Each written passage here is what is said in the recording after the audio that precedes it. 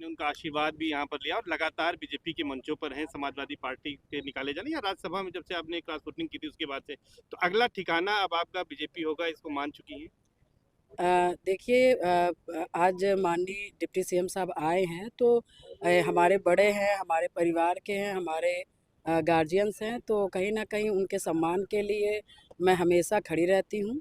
और उनका कहीं न कहीं बिहार के चुनाव के बाद उनका पहली बार इधर आगमन है, तो कहीं न कहीं जिस तरह से उनके सहयोग में और जिस तरह से उनको वहाँ लगाया गया और जिस तरह से बिहार का जो ऐतिहासिक जीत हुई है, तो कहीं न कहीं उससे सब गौरवान्वित हैं और इसी से सब क्या कहते हैं, हर्षोल्लास हैं। इस वजह से उनका यहाँ पे सम्मान हो रहा है, किया जा रहा है, उसी में मैं भी हूँ। और दूसरी बात, जब से मैंने राज्यसभा का वोटिंग किया है, तो कहीं न कहीं किस वजह से किया है वो सभी लोग को मालूम है और उसको बार-बार रिपीट करने का नहीं है। मगर जब से मैंने राज्यसभा में वोटिंग की है, तो हाँ, कहीं न कहीं केशव जी हैं और माननीय मुख्यमंत्री जी हैं, तो सभी लोगों का परिवार की तरह स्नेह और प्रेम मिलता है, तो मैं भी परिवार की तरह उनके साथ जुड़ी हूँ और जो मुझे आदेश होता है मैं करती हूँ। तो भाजपा कब ज्वाइन कर रही हैं?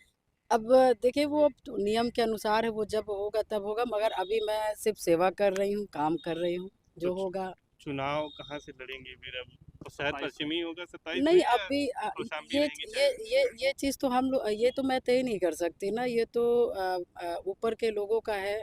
मेरा बस ये है कि मैं जिस सोच के साथ आई थी, वो सोच सबको पता है।